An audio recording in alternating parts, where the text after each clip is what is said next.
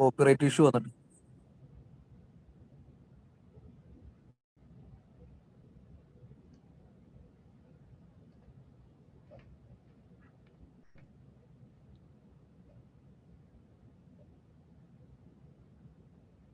Alright, പിന്നെ റെഡിയാണോ?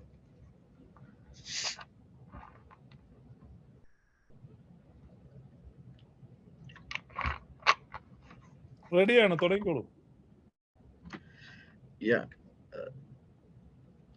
ഞാൻ വലിയ മഹാനൊന്നും അല്ല, പക്ഷേ നമുക്ക് അറിയാവുന്ന ദൈവത്തെ പറ്റി നമുക്ക് കിട്ടിയൊരു വെളിപ്പാട്, അതായത് ഇവിടെ സോളാ സ്ക്രിപ്ചറായിട്ട് പറയണമെന്ന് ബിന്നി ബ്രദർ കഴിഞ്ഞ ദിവസം ക്ലബ് ഹൗസിൽ ഇങ്ങനെ പറയുന്നത് കേട്ടു.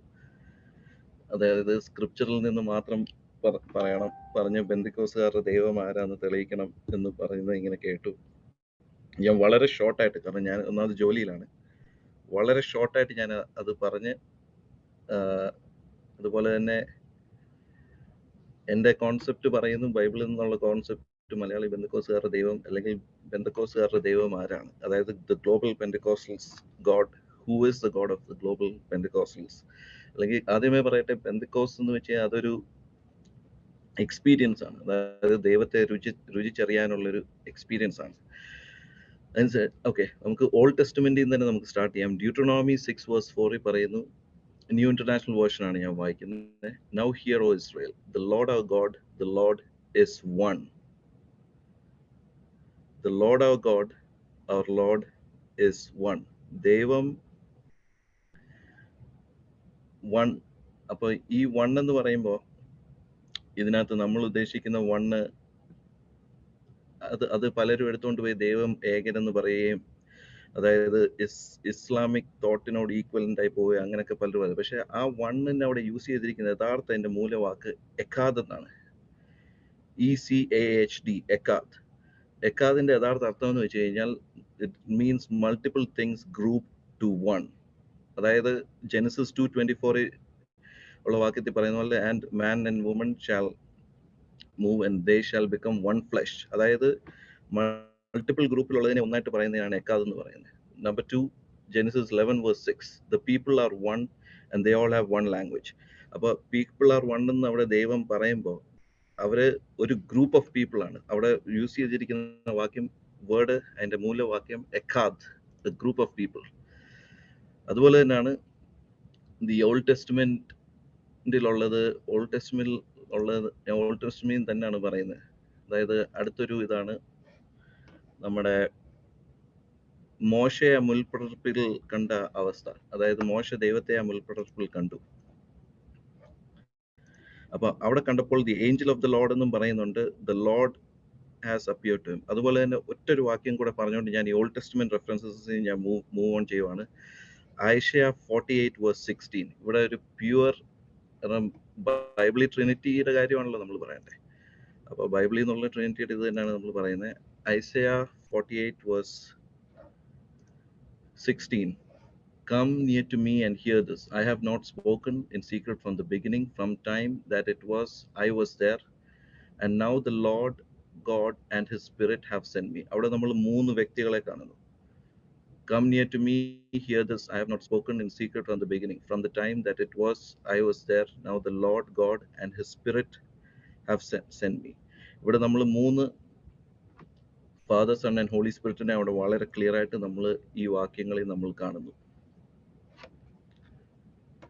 അപ്പോൾ ഈ ദൈവത്തെയാണ് നമ്മൾ ആരാധിക്കുന്നത്. അതായത് this is our God, the triune God of the Bible. പിന്നെ അത് പെന്തക്കോസ്റ്റലിലെ ഒഫീഷ്യൽ ചർച്ചസ് ആയ അസംബ്ലീസ് ഓഫ് ഗോഡിന്റെ സ്റ്റേറ്റ്മെന്റ് ഓഫ് ഫെയ്ത്ത് എടുത്ത് നോക്കിയാലും, the one true God has revealed himself as the externally self-existent, I am the creator of heaven and earth, the redeemer of mankind. He has further revealed himself as embodying principles of relationship and association as Father, Son and Holy Spirit, the triune God. അപ്പോൾ ഞാൻ ഈ പറഞ്ഞ ഇതാണ് പെന്റക്കോസ്റ്റൽസ് believe ചെയ്യുന്ന ദൈവം. പിന്നെ new ടെസ്റ്റ്മെന്റിൽ നിന്ന് ഞാനൊരു റെഫറൻസ് പെട്ടെന്ന് പറയുവാണ്. 1 John chapter 5:7.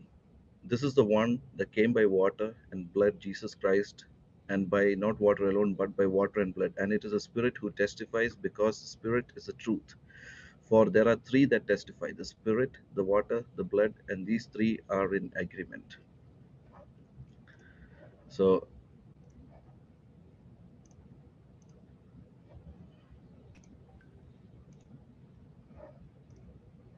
all right. അപ്പോൾ അവൻ ഈ പറഞ്ഞ ഈ രണ്ട് സ്ഥലത്തും ബൈബിളിനകത്തുനിന്ന് ട്രിനിറ്റി വളരെ ക്ലിയർ ആയിട്ട് ഞാൻ കാണിച്ചു തരികയും ചെയ്തു. ആ പറയുന്ന ആ ട്രിനിറ്റേറിയൻ ഗോഡിനെയാണ് ഞങ്ങൾ വർഷിപ്പ് ചെയ്യുന്നത്. അതായത് പിതാവും പുത്രനും പരിശുദ്ധാത്മാവും ആകുന്ന ത്രിയേകനായ ദൈവത്തെയാണ് ഞങ്ങൾ വർഷിപ്പ് ചെയ്യുന്നത്. There's no doubt about it. Okay, കഴിഞ്ഞോ? Yes. ഓക്കെ. അപ്പോൾ മലയാളി പെന്തക്കോസ്തുകാരുടെ ദൈവം ആരാണ് എന്നുള്ള ചോദ്യത്തിന് കുറച്ച് റെഫറൻസസ് പറഞ്ഞു. ട്രിനിറ്റിയെ കുറിച്ചാണ് പാസ്റ്റർ സംസാരിച്ചത്. Yes, the triune God. Okay, Yahweh, പറഞ്ഞോളൂ. യാഹ്വേ ആണോ God? Yahweh, the angel of Yahweh and the spirit of Yahweh. അതാണോ ദൈവം?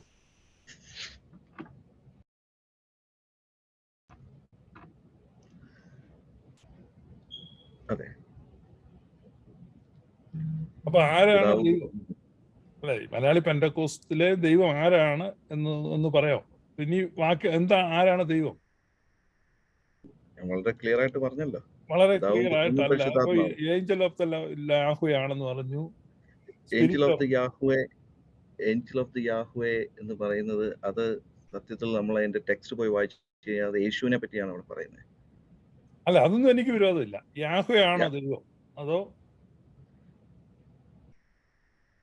യാഹ്വേ ആണ് the Father God. യാഹ്വേ ആണ് yes. യാഹ്വേ ആണ് ഫാദർ ഗോഡ്. അതെ.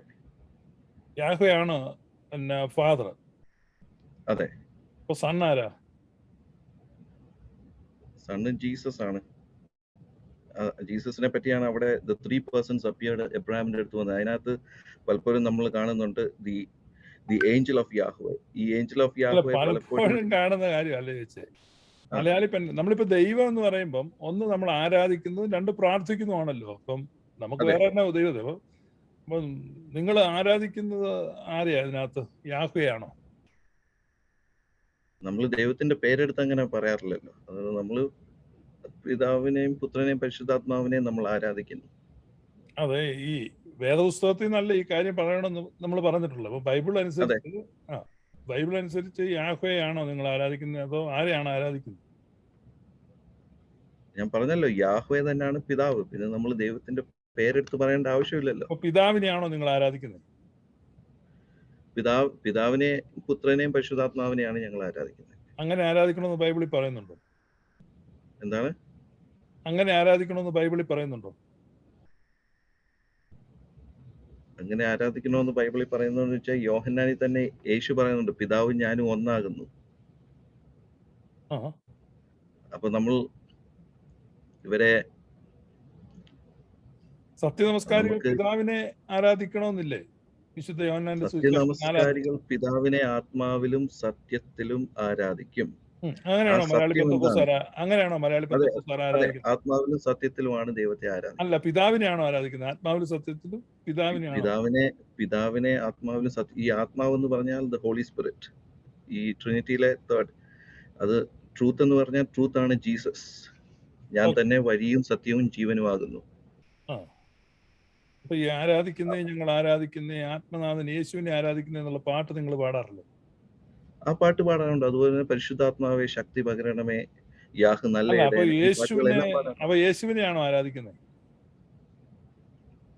ഞാൻ പറഞ്ഞല്ലോ, പിതാവിനെ സത്യത്തിലും ആത്മാവിലും ആരാധിക്കുന്നു. ഇവർക്ക് മൂന്ന് പേർക്ക് ഈക്വൽ ഇമ്പോർട്ടൻസ്. പിതാവിനെ ആരാധിക്കുന്നതായിട്ടല്ലോ പാട്ടിനകത്ത് യേശുവിനെ ആരാധിക്കുന്നതായിട്ട് പല പാട്ടുകളുണ്ട്, പിതാവിനെ ആരാധിക്കുന്ന പാട്ടുകളുണ്ട്. പക്ഷെ ഇതിനകത്ത് നമുക്ക് നമ്മുടെ അണ്ടർസ്റ്റാൻഡിങ് ഇതാണ്, നമ്മൾ ആരെ ആരാധിക്കുന്നേ? പിതാവിനെയാണോ യേശുവിനെയാണോ?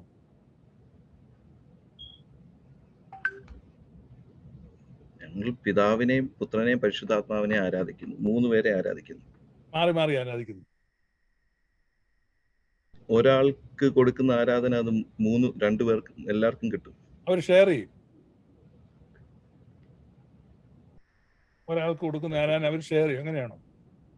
നമ്മൾ പിതാവിനെയും ഇത് ഈക്വൽ ഇമ്പോർട്ടൻസ് ആണ് അവർക്ക്. എന്ന് വെച്ചാൽ ഈ ട്രിനിറ്റിക്കകത്ത് ഒരാൾക്കും നിങ്ങളപ്പോ ഒരു ഞായറാഴ്ച superficial- നിങ്ങളുടെ ആരാധനയിൽ ഈക്വലായിട്ട് 3 പേരെ ആരാധിക്കുന്നുണ്ടോ?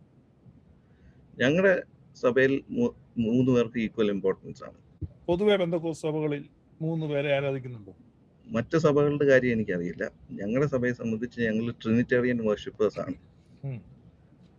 നിങ്ങളുടെ സഭ എത്ര നാളായി തുടങ്ങിയിട്ട്? ഞങ്ങളുടെ സഭ തുടങ്ങിയിട്ട് 3 വർഷമായി. 3 വർഷമായി. അതെ.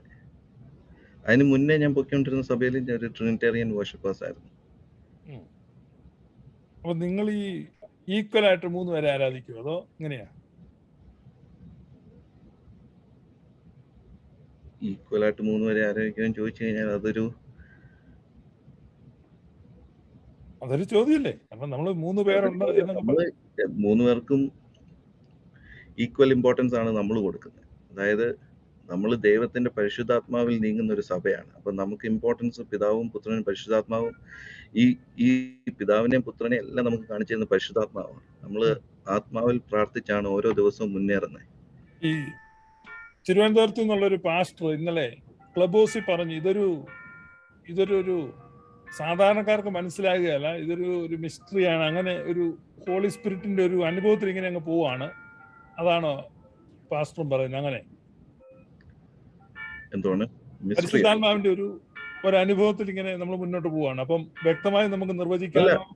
Clear understanding പരിശുദ്ധാത്മാവിലാണ്. പരിശുദ്ധാത്മാവ് വചനം, അതായത് ദ വേർഡ് ഓഫ് ഗോഡ്, യേശു. അതിലൂടെ നമുക്ക് ക്ലിയർ ആയിട്ട് ദൈവത്തെ പറ്റിയുള്ള ഒരു അണ്ടർസ്റ്റാൻഡിങ് ദൈവം ഓരോ ദിവസവും പകരുന്നുണ്ട്. അപ്പൊ നമുക്ക് നമ്മുടെ ദൈവത്തെ പറ്റി ക്ലിയർ ആയിട്ട് ഒരു അണ്ടർസ്റ്റാൻഡിങ് ഉണ്ട്. പിതാവും പുത്രനും പരിശുദ്ധാത്മാവും ത്രിയേക ദൈവം. അല്ല, നിങ്ങൾക്ക് നിങ്ങളുടെ ദൈവത്തെ പറ്റി ക്ലിയർ അണ്ടർസ്റ്റാൻഡിങ് ഉണ്ടെന്ന് ഞാൻ സമ്മതിച്ചു. അപ്പൊ ആ അണ്ടർസ്റ്റാൻഡിങ് നമുക്ക് മറ്റുള്ളവർക്കൂടെ മനസ്സിലാണ്ട്, അതുകൊണ്ടാണ് ചോദിക്കുന്നത്. അതാണ് ഞാൻ പറഞ്ഞത്. അത് അപ്പൊ നിങ്ങൾക്ക് ഒരു ദൈവമാണോ 3 ദൈവമാണോ, എങ്ങനെയാ? ഞങ്ങൾക്ക് one God. There is only one God. ആ ഗോഡ് ആരാ? മലാക്കിയിലെ ഒരു വാക്യം വേണേ ഞാൻ എടുത്ത് പറയാം. അല്ല, എനിക്ക് വാക്യങ്ങളല്ല വേണ്ടി, ആരാണ് ദൈവം? ഇപ്പം പല കാര്യം പറഞ്ഞു. ഇപ്പൊ യഹോവ ഉണ്ട്, യഹോവയുടെ ഏഞ്ചൽ ഉണ്ട്, യഹോവയുടെ സ്പിരിറ്റ് ഉണ്ട്, പിന്നെ പിതാവുണ്ട്. അത് ട്രിനിറ്റിയാണ് അവിടെ കാണിച്ചത്. Yahweh's angel and the spirit of Yahweh. ഇത് തന്നെയാണ് Father, Son and Holy Spirit എന്ന് നമ്മൾ പറയുന്നത്. പക്ഷെ നമ്മൾ ദൈവത്തിന്റെ പേരെടുത്ത് ഉച്ചരിക്കാൻ, ഇപ്പൊ ജ്യൂസിനെ സംബന്ധിച്ച് അവർ ഈ ദൈവത്തിന്റെ പേരെടുത്ത് എപ്പോഴും നമ്മൾ ഇങ്ങനെ പറയണ്ട. നമ്മൾ എപ്പോഴും നമ്മുടെ അപ്പന്റെ പേരെടുത്ത് പറയുമോ? അതുകൊണ്ട് നമ്മൾ പിതാവേ എന്ന് വിളിക്കുന്നു. അതുകൊണ്ടാണ് യേശു പുതിയ നിയമത്തിൽ വന്ന് പിതാവേ എന്ന് വിളിച്ചത്. യേശുവിന് കയറി യേശുവിന്റെ അപ്പനെ കയറി യഹോവേ എന്ന് വിളിക്കാൻ, പേര് കയറി വിളിക്കാൻ പറ്റും. അതുകൊണ്ട് യേശു അതുകൊണ്ടാണ് പിതാവേ എന്ന് വിളിച്ചത്.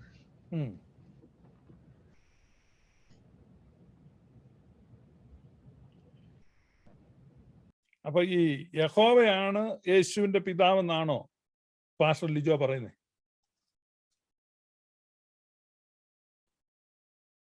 യേശു യഹോവയുടെ മകനാണോ? He was before the world began, or before Abraham was, I was there. എബ്രഹാമിന് മുന്നേ ഞാൻ ഉണ്ടായിരുന്നതാണ് യേശു പറയുന്നത്.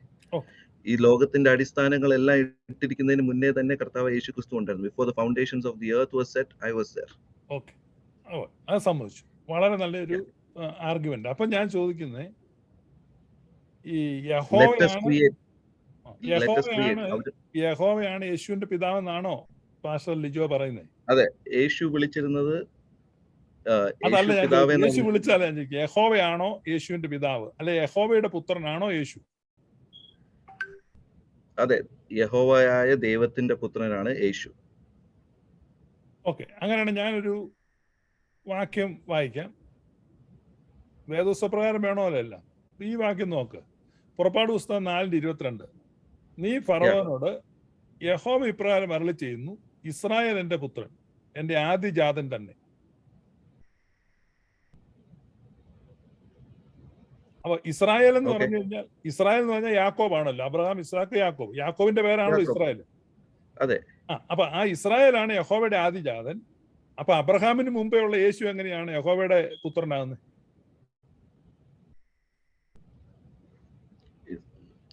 ഒരു സെക്കൻഡ്. ആ. Israel is my first bone Yeah. എന്നവിടെ പറയുന്നത്. ഇസ്രായേൽ ജനത്തെ ദൈവം അവരെ എന്താ പറയുന്നത്, ദൈവം അവരെ പ്രത്യേകമായിട്ട് സ്നേഹിച്ചിരുന്നു. അതായത് അതുകൊണ്ടാണ് ഫസ്റ്റ് ബോൺ എന്ന് പറയുന്നത്. അതായത് ഈ ലോകത്തിലുള്ള ദൈവത്തിന് ഉള്ള പുത്രന്മാരിൽ, അതായത് ദ സൺസ് ഓഫ് ഗോഡ്, നമ്മൾ ആ ഒരു തിയോളജി പഠിക്കുമ്പോഴാണ് നമുക്ക് മനസ്സിലാവുന്നത്. അതായത് for those who are led by the spirit of God are sons of God. അതാണ് റോമാലേഖനത്തിലുള്ള വാക്യമാണ്. For those who are led by the spirit of God are sons of God. അതായത് ദൈവം ആ പ്രിവിലേജ് ആദ്യമേ കൊടുത്തത് ഇസ്രായേലിനാണ്. കാരണം എബ്രഹാം ദൈവത്തിന്റെ വിളി കേട്ട് അന്യ ദൈവങ്ങളെ വിട്ടൊഴിഞ്ഞ് കാണിപ്പാനിരിക്കുന്ന ദേശത്തേക്ക് യഹോവ എബ്രഹാമിനോട് പറഞ്ഞു, ഇറങ്ങി നടക്കാൻ പറഞ്ഞപ്പോൾ ഇറങ്ങി നടന്നു. അതുകൊണ്ടാണ് അവരെ, അതായത് എബ്രഹാമിന്റെ മക്കളെ, എബ്രഹാമിന് ഇസ്ഹാക്കിലുണ്ടായ മക്കളെ ഫസ്റ്റ് ബോൺ എന്ന ആ സ്നേഹം കൊടുത്ത് ദൈവം വിളിച്ചത്. അതുകൊണ്ടാണ് ഇന്ന്, അതുകൊണ്ടാണ് അബ്രഹാം ഫസ്റ്റ് ബോൺ അല്ലേ? എബ്രഹാമിനെ ദൈവത്തിന്റെ സുഹൃത്ത് എന്നാ പറഞ്ഞത്. അപ്പൊ ഇസാക്ക് ആരായി? Friend of God. അതായത് ഇത് നമുക്ക് വളരെ ഒരു ലോജിക്കലി അണ്ടർസ്റ്റാൻഡ് ചെയ്യുന്ന. ഞാൻ പറഞ്ഞ അബ്രഹാമിന് മുന്നമേ യേശു ഉണ്ടല്ലോ. അതെ, ഉണ്ട്. അപ്പൊ യേശു യഹോവയുടെ പുത്രനാണെങ്കിൽ ഇസ്രായേൽ എങ്ങനെ ആദ്യജാതനാകും? ഇസ്രായേൽ ഒരു ജാതനായെന്ന് പറഞ്ഞ് സമ്മതിക്കാം. ആദ്യജാതൻ എന്ന് പറഞ്ഞു കഴിഞ്ഞാൽ അതിനു മുമ്പ് ഒരു ജാതൻ ഇല്ല. ലോകത്തിലുള്ള ആദ്യജാതൻ, ഈ റലത്തിലുള്ള ആദ്യജാതൻ. യേശു നിൽക്കുന്നത് മറ്റൊരു റലത്തിലാണ്. യേശു ഒരിക്കലും നമ്മൾ നിൽക്കുന്ന റലത്തിലല്ല, സ്പിരിച്വൽ റലത്തിലല്ല നിൽക്കുന്നത്. യേശു നിൽക്കുന്നത് സ്പിരിച്വൽ റലത്തിലാണ്. നമ്മൾ ആ റലത്തിലല്ലായിരുന്നു നിന്നിരുന്നത്. തമിഴ്നാട്ടിൽ വേറൊരു മകനുണ്ടെങ്കിലും കേരളത്തിലെ ആദ്യജാതൻ എന്ന് പറയുന്നവരാണ്. അത് ഈ ലോകത്തിലെ കാര്യം നമ്മൾ പറഞ്ഞത്. നമ്മള് ഈ റലത്തില് ദൈവം അപ്പം ഭൂമിയിലെ റലത്തിൽ വന്നോ ഈ സമയത്ത് ഈ വാക്യം പറയുമ്പോ? ഏതാണ് ഈ പുറപ്പാട് പുസ്തകം 4:22 പറയുമ്പോൾ ദൈവം ഭൂമിയിൽ വന്നു, ഭൂമിയിലെ റലത്തിലാണോ നിൽക്കുന്നത്? ആ വാക്യം, അതിന്റെ റെഫറൻസ് എന്ന് പറഞ്ഞാൽ അതിന്റെ കോണ്ടെക്സ്റ്റ് മനസ്സിലായി. അതിന്റെ അടുത്ത വാക്യം വായിച്ചാലേ എനിക്ക് വായിച്ചോ. നീ ഫറവോനോട്, അത് ഫറവോനോട് ചെന്ന് കഴിയുമ്പോ ഇസ്രായേൽ ഇപ്രകാരം അരുളി ചെയ്യുന്നു, ഇസ്രായേൽ എന്റെ പുത്രൻ, എന്റെ ആദിജാതൻ തന്നെ. അപ്പൊ യഹോവയുടെ ആദിജാതൻ ഇസ്രായേലാണ് എന്ന് വാക്യം പറയുന്നു. അപ്പൊ യേശുവിന്റെ അപ്പനാണ് യഹോവ എന്ന് പാസ്റ്റർ ലിജോ പറയുന്നു. ഇത് പൊരുത്തക്കേടല്ലേ? ഈ ഒരു ഒറ്റ വാക്യത്തിൽ നമുക്ക് ഇത് ചെയ്യാൻ പറ്റത്തില്ലല്ലോ. ദ ഫസ്റ്റ് ബോൺ ഞാൻ ഈ വാക്യം തെറ്റാണെന്ന് സമ്മതിക്കാൻ പറ്റുമോ? ഈ വാക്യം തെറ്റല്ല. ഞാൻ പറയുന്നത് ഈ വാക്യം തെറ്റാണെന്ന് പറയേണ്ടി വരും. അല്ല, ഇതിന്റെ ആത്മീയ മർമ്മം മനസ്സിലാവാത്തോണ്ടാണ് ഈ വാക്യത്തിൽ കടന്ന് ഇങ്ങനെ പിടിക്കുന്നത്. അല്ല, ആത്മീയ മർമ്മം പറഞ്ഞു. ആത്മീയമായിട്ടുള്ള ഇതല്ല, ദൈവം ആത്മാവാകുന്നു. അതെ. അപ്പൊ ദൈവത്തിന്റെ മക്കളും ആത്മാവിലാണ്. അപ്പൊ ദൈവത്തിന്റെ പുത്രൻ എന്ന് പറഞ്ഞാൽ ആദിജാതന, ഏകജാതനായ പുത്രൻ എന്നൊക്കെ പറയുന്നുണ്ട്. അപ്പം തന്റെ ആദിജാതൻ പുത്രനാണ്. അപ്പൊ ഇസ്രായേലാന്ന് പറയുമ്പോൾ എങ്ങനെ ഒക്കുന്നത്? അതൊന്നും പറഞ്ഞാൽ മതി. അപ്പൊ യഹോവയുടെ മകനാണ് യേശു എന്ന് പറയുന്നത് ഒക്കത്തില്ലെന്നുള്ള ഒരു പൊരുത്തക്കേടാണ് ഞാൻ കാണിച്ചത്.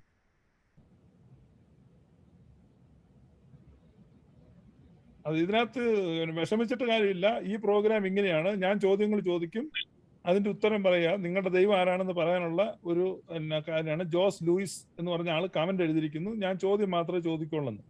ഇതാണ് ചലഞ്ച്.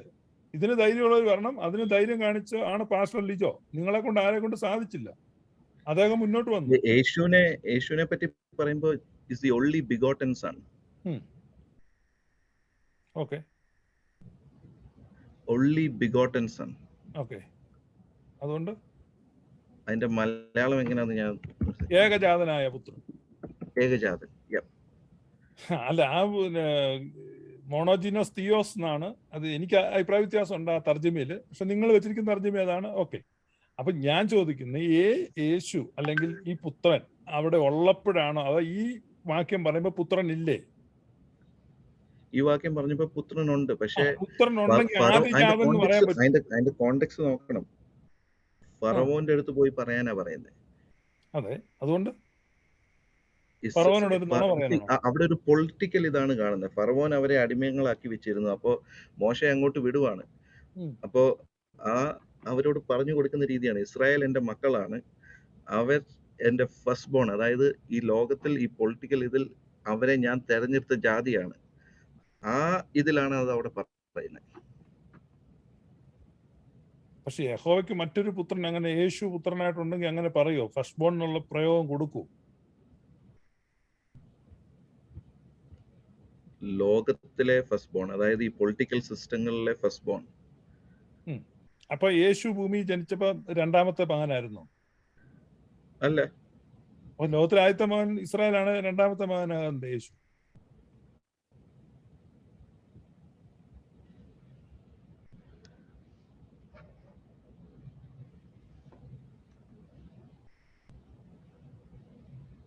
ഇസ്രായേൽ, അതായത് ഇപ്പൊ ഈ ഒറ്റ വാക്യം കൊണ്ട് നമുക്ക് ഈ പറയുന്ന കൺക്ലൂഷൻ ഒന്നും നമുക്ക് എത്താൻ പറ്റത്തില്ല. എത്താൻ പറ്റത്തില്ല. അത് നമ്മുടെ ദൈവം ആരാണെന്നുള്ളതിനെ പറ്റിയും നമുക്ക് ഒരു ധാരണ വേണ്ടേ? അല്ല, ഞാൻ പറഞ്ഞല്ലോ,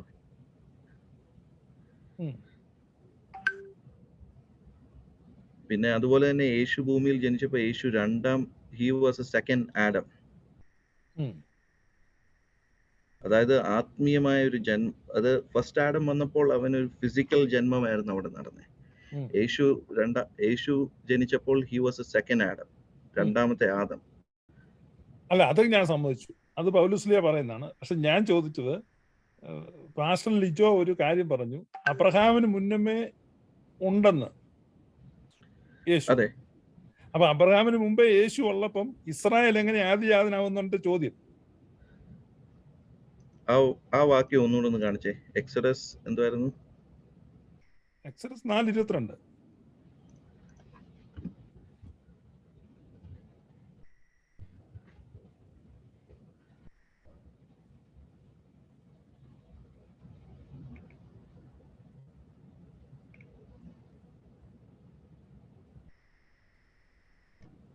ഈ നമ്മുടെ ഫേസ്ബുക്ക് പേജിൽ ഈ ചർച്ച കണ്ടുകൊണ്ടിരിക്കുന്ന ആളുകൾ ദയവായിട്ട് പെന്തക്കോസ്ത് വിഭാഗത്തിൽപ്പെട്ടവരാണ് അസഭ്യം എഴുതുന്നുണ്ട്. അവിടെ അസഭ്യം എഴുതരുത്. കാരണം നിങ്ങളുടെ ഇടയിൽ നിന്ന് ഒരാള് ഈ ചലഞ്ച് ഏറ്റെടുത്ത് വന്നിരിക്കുകയാണ്, ഈ പാസ്റ്റർ ലിജോ. നിങ്ങൾ എന്തിനാണ് അദ്ദേഹത്തെ ചീത്ത വിളിക്കുന്നത്? നിങ്ങൾക്ക് നാണമില്ലേ? എന്നാ പിന്നെ നിങ്ങൾ അത്ര സമർത്ഥനാണ്, നിങ്ങൾ ഇവിടെ വന്ന് കയറി ഇരിക്കേ. അല്ല, ഞാൻ കുറ്റം പറയല്ല. നിങ്ങൾ എന്തിനാണ് ഈ പാസ്റ്റർ ലിജോയെ കുറ്റം പറയുന്നത്? അദ്ദേഹം ആ ഒരു ധൈര്യം കാണിച്ചില്ലേ? ജനകാത്മജൻ. This is what the Lord says. Israel is my firstborn son. അങ്ങനെയാണല്ലോ ആ വാക്യം. അതെ. ഞാൻ പക്ഷെ ഇതിന് നേരത്തെ വാങ്ങിച്ച റെഫറൻസുകളിൽ നിങ്ങൾ നോക്കിക്കഴിഞ്ഞാൽ ഈ ലോർഡ് എന്ന് പറയുന്നത്, ഈ ലോർഡ് എന്ന് പറയുന്നതിനകത്ത് യേശു ഉണ്ട്. അത് ട്രിനിറ്റി ആണല്ലോ, ട്രിയൂൺ ഗോഡ് ആണല്ലോ. അവരുടെ ഫസ്റ്റ് ബോൺ ആണ്. ഓക്കെ, ഞാൻ എക്സ്പ്ലെയിൻ ചെയ്യുക. അവരുടെ ഫസ്റ്റ് ബോൺ ആണ് ഇസ്രായേല്. ഈ ഗോഡ് ഹെഡിന്റെ ഞാൻ ആദ്യത്തെ വാക്യം വായിച്ചല്ലോ, ഡ്യൂട്രോണോമിയിൽ ഞാൻ വായിച്ചായിരുന്നല്ലോ. എന്നിട്ട് ഞാൻ എക്കാദ് എന്ന് പറഞ്ഞു. അവരെല്ലാം ഒരു group, they become one group, God ഹെഡിന്റെ വൺ ഗ്രൂപ്പ്, എക്കാദ്. അപ്പോ അവരുടെ ഇതാണ്, അവരുടെ ഫസ്റ്റ് ബോൺ ആണ് ഇസ്രായേൽ. പകൽ മേഘസ്തംഭവും രാത്രി അഗ്നി പില്ലർ ഓഫ് ഫയറും ഒക്കെ ആയിട്ട് അവർ കൂടെ കൊണ്ടുവരുന്ന ജനമാണ് ഇസ്രായേൽ. അപ്പൊ ട്രിനിറ്റിയുടെ മകനാണ്. അതായത് നമ്മൾ ഈ വാക്കുകൾ പറഞ്ഞ് കൺഫ്യൂസ് ചെയ്യാതെ അതിന്റെ കോൺസെപ്റ്റ് വളരെ ക്ലിയർ ആണ്. കോൺസെപ്റ്റ് പറഞ്ഞോളൂ, കോൺസെപ്റ്റ് പറഞ്ഞോ. ഞാൻ നേരത്തെ പറഞ്ഞാണല്ലോ.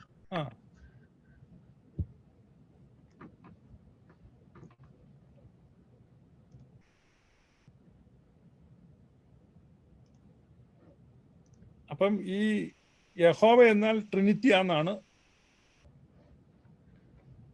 ലിജോ പറയുന്നത്. അങ്ങനെയല്ലേ പറഞ്ഞു? ആണോ പാസ്റ്റർ പറഞ്ഞത് യഹോവ ട്രിനിറ്റി ആണെന്നും ആ ട്രിനിറ്റിയുടെ മകനാണ് ഇസ്രായേൽ എന്നാണോ പറഞ്ഞത്? ആ ഗോഡ് ഹെഡിനകത്തുള്ള ഇതിന്റെ മകനാണ് ഇസ്രായേൽ. ഓക്കെ. അപ്പൊ യഹോവ എന്ന് അവിടെ അരുളി ചെയ്യുന്ന ട്രിനിറ്റി ആണ്, അതാണോ? യഹോവ ഇസ് ദ ട്രിനിറ്റി, യെസ്. അപ്പൊ നമ്മൾ യഹോവ വേണ്ടേ ആരാധിക്കാൻ? നമ്മൾ ദൈവത്തിന്റെ പേരെടുത്ത് പറഞ്ഞ് നമ്മൾ ആരാധിക്കണം. നമ്മൾ ഒരിക്കലും, ഞാൻ നേരത്തെ പറഞ്ഞല്ലോ, ഇത് നമ്മൾ അപ്പനെ കയറി പേര് വിളിക്കാറില്ലല്ലോ. അല്ല, യഹോവ എന്നാണല്ലോ അവിടെ ബൈബിളിലൂടെ നിങ്ങൾ എഴുതിയിട്ടുണ്ടല്ലോ. പിന്നെ യേശു കർത്താവ് പറഞ്ഞില്ല ഞാൻ ആ നാമം വെളിപ്പെടുത്തിയെങ്കിൽ പിന്നെ അത് ഉപയോഗിക്കണ്ടേ? നമ്മൾ എപ്പോഴും അങ്ങനെ നാമം നമുക്കറിയാമല്ലോ, പിതാവ് എന്ന് വിളിച്ചു കഴിഞ്ഞാൽ അത് ആ ട്രിനിറ്റിക്ക് അതുള്ള പിതാവും ശരി, പിതാവ് എന്ന് വെച്ച് കഴിഞ്ഞാൽ വിനോ ഇറ്റ്സ് യാഹ്വേ. യഹോവ ട്രിനിറ്റി ആണ്. അങ്ങനെയാണെങ്കിൽ ഈ വാക്യത്തിന്റെ അർത്ഥം എന്താണ്? യെശയ്യാ 45:5 പറയുന്നു, ഞാൻ യഹോവയാകുന്നു, മറ്റൊരുത്തനുമില്ല, ഞാനല്ലാതെ ഒരു ദൈവവുമില്ല.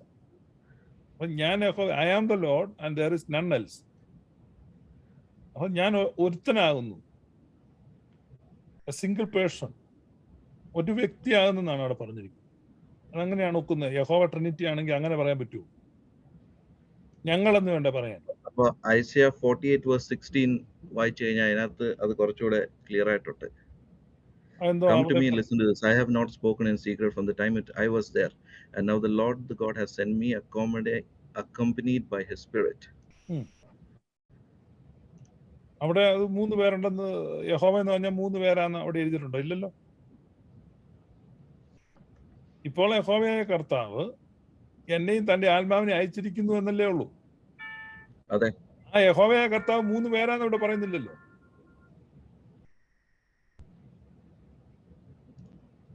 ആ യഹോവയായ കർത്താവ് 3 പേരാന്ന് അവിടെ പറയുന്നുണ്ടോ?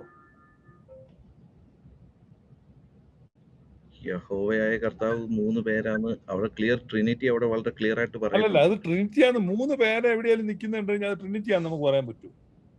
ഇപ്പൊ അങ്ങനെയാണ് ഞാനും ലിജോയും പിന്നെയും കൂടെ നിൽക്കുമ്പോൾ ട്രിനിറ്റിയാന്ന് പറയാൻ പറ്റുമോ? നമ്മൾ ഇത് നോക്കണ്ടേ. ഇത് അവിടെ യഹോവ ഏകനാണ്, യഹോവ ഏകനാണ് എന്ന് പറയുകയാണ്. ഇവിടെ പറയാം ഞാനല്ല മറ്റൊരുത്തനുമില്ല, ഞാൻ ഏകനാണ്, വേറെ ഒരുത്തനും ഇല്ല എന്ന് പറയാം. അപ്പൊ യേശുക്രിസ്തു പറയാ ഞാൻ ഏകനല്ല.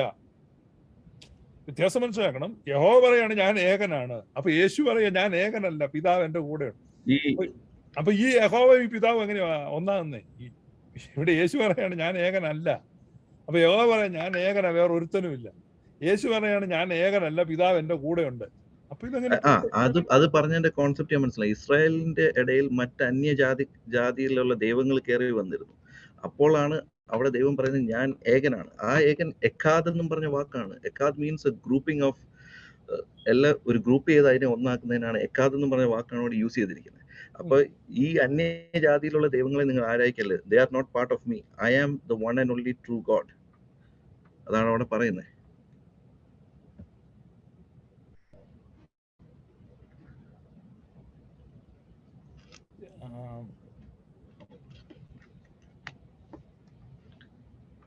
ഈ ദൈവം പലയിടത്തും ഞാൻ ഏകനാന്ന് പറയുന്നത് അത് അതിന്റെ മുന്നേ ഉള്ള റെഫറൻസുകളിലോ അല്ലെങ്കിൽ അതിന്റെ താഴെയുള്ള ഇത് നോക്കിക്കഴിഞ്ഞാൽ ഈ ജനം പോയി അന്യ ദേവന്മാരെ ആരാധിക്കുന്നത് നമ്മൾ കാണുന്നുണ്ട്.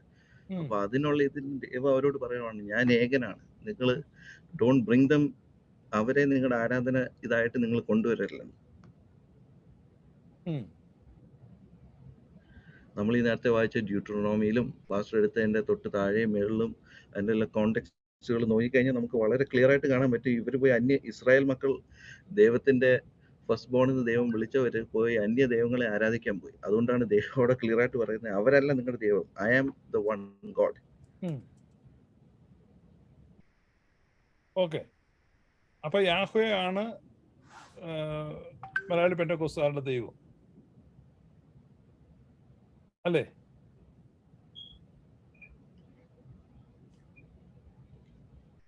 അതെ അതെ. ഓക്കെ. അപ്പൊ യാഹ്വയുടെ ഇപ്പോഴത്തെ പേരാണ് യേശു, അങ്ങനെയല്ലേ പറഞ്ഞേ?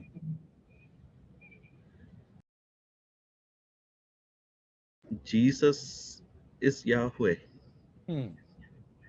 അത് ഞാൻ ഇത് ആദ്യം വായിച്ചപ്പോൾ ഞാൻ ക്ലിയർ ആയിട്ട് പറഞ്ഞു, ദി ഏഞ്ചൽ ഓഫ് യാഹ്വേ എന്നും പറഞ്ഞ് നമ്മൾ പലപ്പോഴും പല സ്ഥലങ്ങളിൽ കാണുന്നുണ്ട്. ഓക്കെ. ആ ഏഞ്ചൽ ഓഫ് യാഹ്വേ എന്ന് പറഞ്ഞ അത് യാഹ്വേ തന്നെയാണ്. അത് ദൈവപുത്രനായ യേശുവാണ്. ഓക്കെ. അപ്പൊ ഇവിടെ ഈ യഹോവയുടെ നാമം നമുക്ക് എടുക്കാൻ പറ്റത്തില്ല, അത് എടുക്കുന്നത് ശരിയല്ല എന്ന്. യഹോവയുടെ നാമം മൃദുവായി എടുക്കല്ലെന്നുണ്ട്. എടുക്കല്ലേ? അപ്പൊ ഈ യേശുവിന്റെ നാമം എടുക്കാവോ?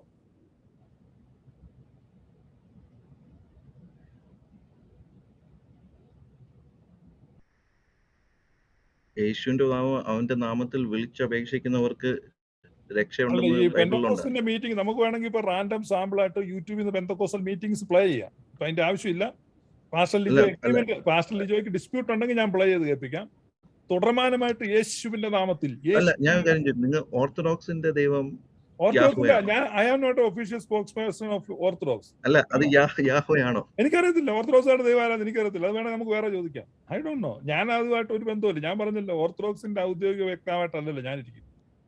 അതപ്പോ അവിടെ തിരുവേനിമാരും കാരണം ഞാൻ വേണമെങ്കിൽ ഒരു വീഡിയോ പ്ലേ ചെയ്യാം. അവരുടെ പള്ളി യാഹ്വയെ പറ്റി പാടുന്ന ഇല്ല, ഒരു എനിക്ക് പാട്ട്. എന്റെ ആവശ്യമില്ല. ഞാൻ ഓർത്തഡോക്സിന്റെ ആളല്ല. ഞാൻ ഗ്ലോറിയസ് ഗോസ്പലിൽ നിന്നാണ് ഈ ചോദ്യം ചോദിക്കുന്നത്. ഞങ്ങൾ പറയുന്ന കാര്യങ്ങൾക്ക് മാത്രം ഞങ്ങൾക്ക് ഗ്യാരണ്ടി. അപ്പൊ നിങ്ങൾ ഈ ഓർത്തഡോക്സ് സഭയുടെയും മറ്റ് സഭകളുടെയും ദൈവസങ്കല്പത്തോട് ഞങ്ങൾ യോജിക്കുന്നു? ദൈവസങ്കല്പമായിട്ട് വന്നില്ല. ഞങ്ങൾ കത്തോലിക്ക സഭ, ഓർത്തഡോക്സ് സഭ, CSI സഭ, മാർത്തോമ സഭ, ഇങ്ങനെയൊക്കെ ഈ അപ്പോസ്തോലിക് സക്സഷനുള്ള സഭകളുണ്ടല്ലോ, അവിടേക്ക് പെന്റക്കോസ്റ്റിൽ പോയിട്ടുള്ള അങ്ങനെയുള്ള ആളുകളോട് തിരിച്ച് അതാത് സഭകളിലേക്ക് പോകാനാണ് പറയുന്നത്. അല്ലാതെ ആ സഭയുടെ എല്ലാ ഉപദേശങ്ങളുടെ ഉത്തരവാദിത്വം ഞങ്ങൾക്കില്ല. അത് ഞങ്ങൾ കത്തോലിക്ക സഭയോട്ട് ഞങ്ങൾ ആളുകളെ തിരിച്ചു വിടുന്നുണ്ട്. അതോടൊപ്പം തന്നെ മാർത്തോമയിലോട്ട് വിടുന്നുണ്ട്. മാർത്തോമക്കാരാണ് മാതാവിനോടുള്ള പ്രാർത്ഥനയൊന്നും ഇല്ലാത്തവരാണ്. അതേസമയം ഓർത്തഡോക്സിലോട്ട് വിടുന്നുണ്ട്. യാക്കോബയിലോട്ട് എത്രയോ പേരെ ഞങ്ങൾ തിരിച്ചു വിട്ടത്. ഇപ്പോഴും 3 ഫാമിലി ഇന്ന് രാവിലെ സംസാരിച്ചു. അവരെ ഒരാളെ യാക്കോബയിലോട്ടും 2 പേരെ മലങ്കര റീത്തിലോട്ടും വിടാനുള്ള ക്രമീകരണം ചെയ്തിട്ടിരിക്കുക. അപ്പൊ അവരുടെ ഉപദേശമായിട്ട് ബന്ധം ഞങ്ങൾ അവരെ അതാത് സ്ഥലങ്ങളിലോട്ട് തിരിച്ചു വിടുന്നതേ ഉള്ളൂ. അല്ല, അവരുടെ ഔദ്യോഗിക സ്പോക്സ് പേഴ്സൺ അല്ല ഞങ്ങള്. ഇവിടെ നമ്മൾ സംസാരിച്ചുകൊണ്ടിരുന്ന ഈ പെന്റക്കോസ്റ്റിൽ ഉടനീളം യേശുവിന്റെ നാമത്തിൽ in the name of Jesus എന്നൊക്കെ പറയുമല്ലോ. അത് അപ്പൊ അത് നാമം എടുക്കല്ലേ? പിതാവിന്റെയും, അത് യേശു നമുക്ക് അവിടെ നോക്കിയും പിതാവിന്റെയും പുത്രന്റെയും പരിശുദ്ധാത്മാവിന്റെയും നാമത്തിൽ അവരെ സ്നാനപ്പെടുത്താനും അവരെ സ്നാനപ്പെടുത്തി സഭയോട് ചേർക്കാനും നമുക്ക് ഇതുണ്ട്. അല്ല, അത് വേറൊരു വിഷയമാണ്. നമ്മൾ ആ സ്നാനത്തിന്റെ കാര്യത്തിലോട്ടൊന്നും പോകുന്നില്ല. അപ്പൊ നമ്മൾ ഒത്തിരി ബൃഹത്തായി പോകും. ഞാൻ ചോദിച്ചത്, ഈ നാമം ഉപയോഗിക്കുന്നില്ലേ നിങ്ങൾ? പ്രാർത്ഥനയിലും ശാസനയിലും എല്ലാം നിരന്തരമായിട്ട് യേശുനാമം ഉപയോഗിക്കുന്നില്ലേ? യേശുവിന്റെ നാമത്തിലാണ്. ഞങ്ങളത് വൃഥ എടുക്കുന്നില്ല. പക്ഷേ അല്ല, അപ്പൊ യഹോവയുടെ നാമം നിങ്ങൾ എടുക്കുന്നില്ല. അപ്പൊ യേശുവിന്റെ നാമം ലെസ് ഹോളി ആണോ യഹോവയുടെ നാമത്തെക്കാൾ? അല്ല, നമ്മൾ നോക്കണേ, യേശു തന്നെ അവിടെ പറഞ്ഞിട്ടുണ്ട്, when you pray in my name to the Father. എന്റെ നാമത്തിൽ നിങ്ങൾക്ക് പിതാവിനോട് ചോദിക്കാവുന്നതാണ്. അവിടെ വളരെ ക്ലിയർ ആണ്.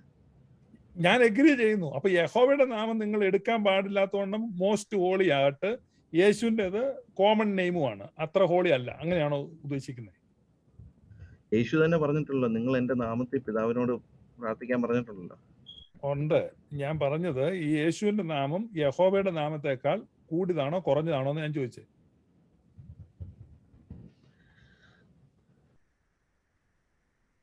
അതിന് ആ ട്രിനിറ്റി അവർക്കെല്ലാം ഈക്വൽ ഇമ്പോർട്ടൻസ് ആണുള്ളത്. അത് ഞാൻ ചോദിച്ചില്ല. ഞാൻ ചോദിച്ചത്, നിങ്ങൾ എന്തുകൊണ്ട് യഹോവയാണ് ട്രിനിറ്റി എങ്കിൽ ആ യഹോവയുടെ നാമത്തെ വേണ്ട ആരാധിക്കാൻ?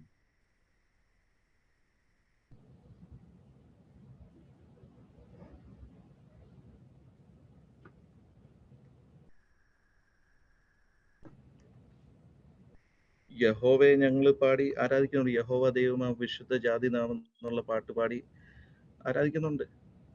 അപ്പൊ യഹോവയുടെ നാമം എടുക്കുന്നുണ്ട്? യഹോവയുടെ നാമം നമ്മൾ വൃഥ എടുക്കുന്നില്ലെന്നേ ഉള്ളൂ. എപ്പോഴും എടുത്ത് യഹോവ നമ്മൾ പറയുന്നില്ല. പക്ഷേ ഞാൻ ചോദിക്കുന്നത്, ഈ യഹോവയുടെ നാമാണോ യേശുവിന്റെ നാമാണോ മോസ്റ്റ് ഹോളി?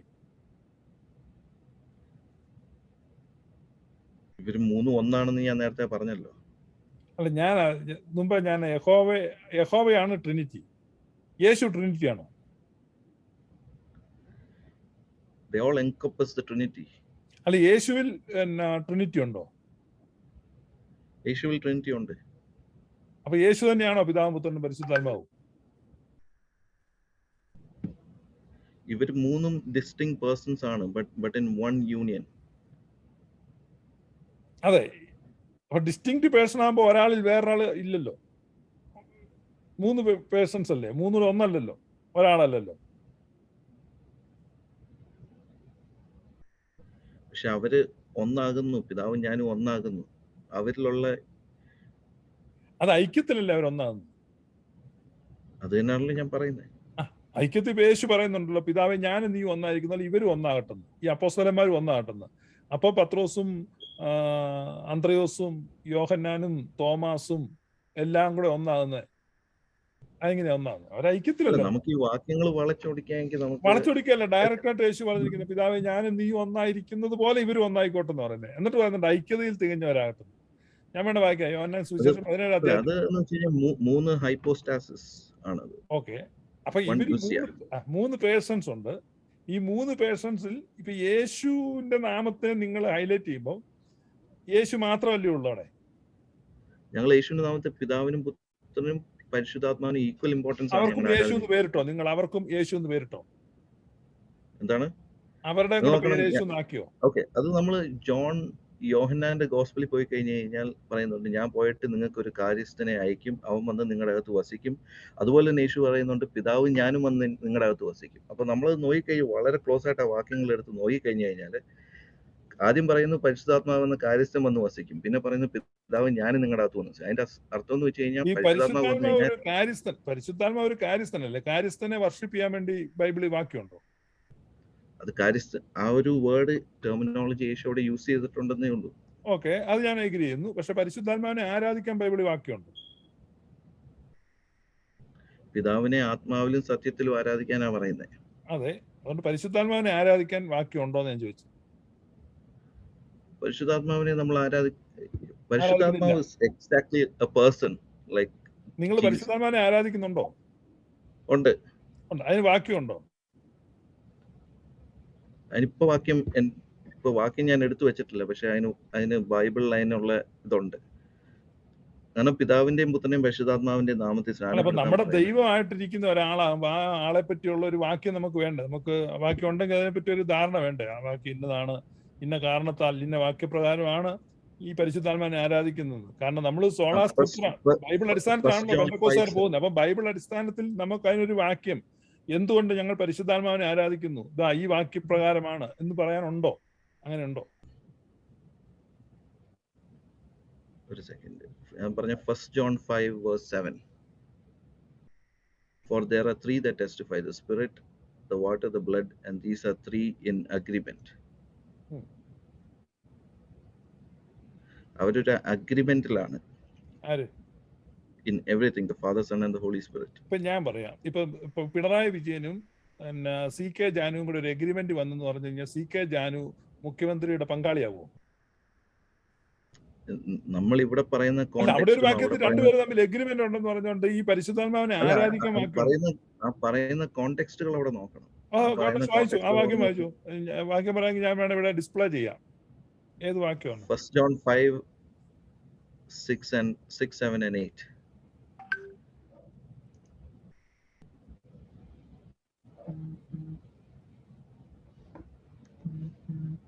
ജലത്താലും രക്തത്താലും വന്നവൻ ഇവനാകുന്നു. യേശുക്രിസ്തു തന്നെ ജലത്താൽ മാത്രമല്ല, ജലത്താലും രക്തത്താലും തന്നെ ആണോ? അതും 7-8. ആത്മാവ് സാക്ഷ്യം പറയുന്നു. സാക്ഷ്യം പറയുന്നവർ മൂവരുണ്ടല്ലോ. പിന്നെ സാക്ഷ്യം പറയുന്നു ഈ ആത്മാവ്, ജലം, രക്തം, ഈ മൂന്നിന്റെയും സാക്ഷ്യം ഒന്ന് തന്നെ. എന്താ അതിന്റെ അർത്ഥം? ആത്മാവ്, ജലം, രക്തം. അപ്പൊ എന്താ അർത്ഥമാക്കുന്നത്? പറഞ്ഞോളൂ.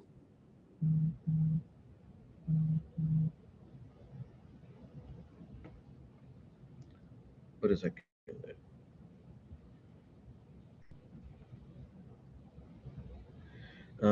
നമുക്ക് വേണേ അതിനകത്ത് അതിനെക്കാട്ടി കുറച്ചുകൂടെ ക്ലിയർ ആയിട്ട് എനിക്ക് പറയാൻ പറ്റുന്നത് നമ്മുടെ അനന്യാസിന്റെയും സഫീറയുടെയും കാര്യം നമ്മൾ എടുത്താലേ.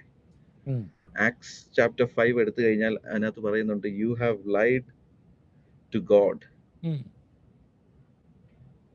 Okay,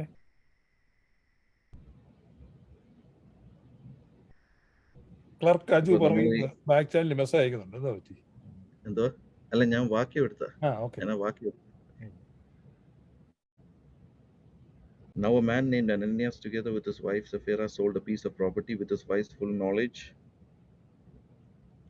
but bought part of it to the apostles and their feet. Then Peter said to Ananias, how is it that Satan has filled your heart that you have lied to the Holy Spirit and have kept for yourself some of the money you have received? ഇംഗ്ലീഷിൽ വായിക്കണ്ട, നമുക്ക് ആ വാക്യം അറിയാം. നിങ്ങൾ പരിശുദ്ധാത്മാവിനോടാണ് വ്യാജം കാണിച്ചത്. ആ വാക്യം പറഞ്ഞു, ആശയം. Okay, അതിന്റെ അവസാനം അതിന്റെ കീ നോക്കണം. You have not lied just to human beings, but to God. ഇവർ രണ്ടും ഒന്നാണെന്ന് അവിടെ വളരെ പരിശുദ്ധാത്മാവിന് ഈക്വൽ ഇമ്പോർട്ടൻസ് ആണ് അവിടെ കൊടുത്തത്. നീ പരിശുദ്ധാത്മാവിനോട് അപ്പോ അത് അവരത് ഇന്റർചേഞ്ചബിളി യൂസ് ചെയ്തു. അപ്പൊ നമുക്കത് വളരെ ക്ലിയർ ആണ്.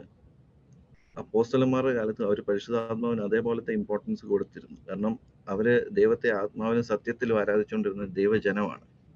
അതെ, Yeah.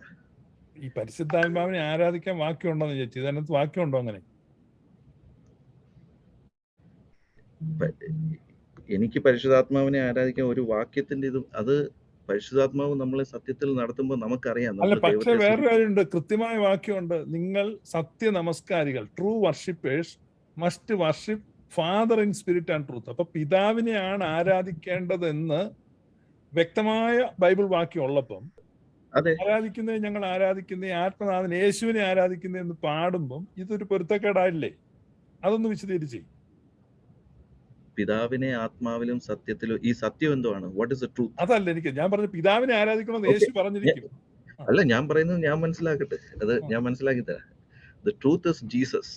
ആത്മാവെന്ന് വെച്ചാൽ പരിശുദ്ധാത്മാവ്. പിതാവിനെ ആരാധിക്കണേ പിതാവും പുത്രനും പരിശുദ്ധാത്മാവിനെ ഒരുമിച്ച് നമ്മൾ ആരാധിക്കണം. എന്നാൽ മാത്രമേ സത്യനമസ്കാരികൾ പിതാവിനെ ആരാധിക്കുന്നത് സത്യത്തിലും ആത്മാവിലും ആരാധിക്കും. പരിശുദ്ധാത്മാവിലും സത്യത്തിലുമാണ്. ഈ മൂന്നും ഈ ട്രിയൂണിയനിലാണ് വർഷിപ്പ് നടക്കുന്നത്. ഈ എക്സാക്ട് ട്രിയൂണിയനിലാണ് വർഷിപ്പ് നടക്കുന്നത്. ഓക്കെ, എങ്ങനെയാണ് നിങ്ങൾ വർഷിപ്പ് ചെയ്യുമ്പോൾ എങ്ങനെയാണ് അഡ്രസ് ചെയ്യുന്നത്? ആരെയാ? പിതാവിനെയാണ് അഡ്രസ് ചെയ്യുന്നത്. നമ്മൾ പിതാവിനെ അഡ്രസ് ചെയ്യും, പുത്രനെ. ഇത് അതൊരു ട്രിയൂണിയൻ ആണ് അവിടെ കാണിക്കുന്നത്. പിതാവിനെ ആരാധിക്കുമ്പോൾ നമ്മൾ യേശുവിൽ കൂടിയും പരിശുദ്ധാത്മാവിൽ കൂടി ആരാധിച്ചാലേ ഒരു ആരാധനയാവത്തുള്ളൂ. This is a union. നമ്മളിപ്പോ ഒരു കത്ത് എഴുതിയിട്ട് അഡ്രസ് എഴുതിയെങ്കിലല്ലേ ആൾക്ക് കിട്ടുള്ളൂ. അതെ. അപ്പൊ ഈ പിതാവിനെ വേണം ആരാധിക്കാൻ യേശു പറഞ്ഞിരിക്കുമ്പം നിങ്ങൾ പിതാവിനെയാണോ ആരാധിക്കുന്നത്?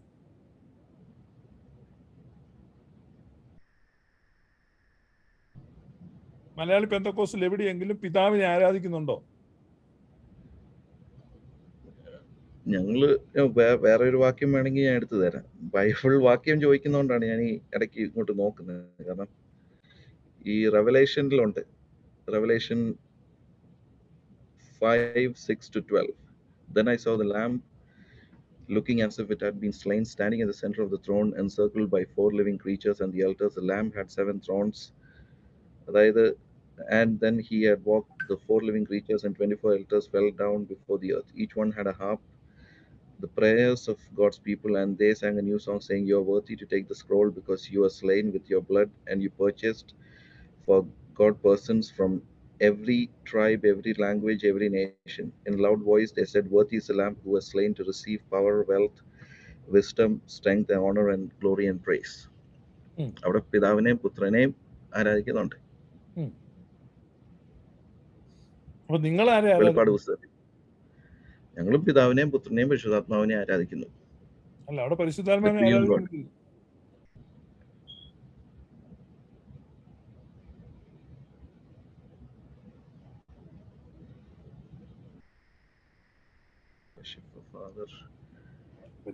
ആരാധിക്കുന്നില്ലല്ലോ അവിടെ. പരിശുദ്ധാത്മാവും ഗോഡ് ഹെഡിന്റെ ഒരു പാർട്ടാണ്. അപ്പൊ അത് എങ്ങനെയാണ് അത് നിങ്ങൾ പറയുന്നേ? അതിന് വാക്യമുണ്ടോ?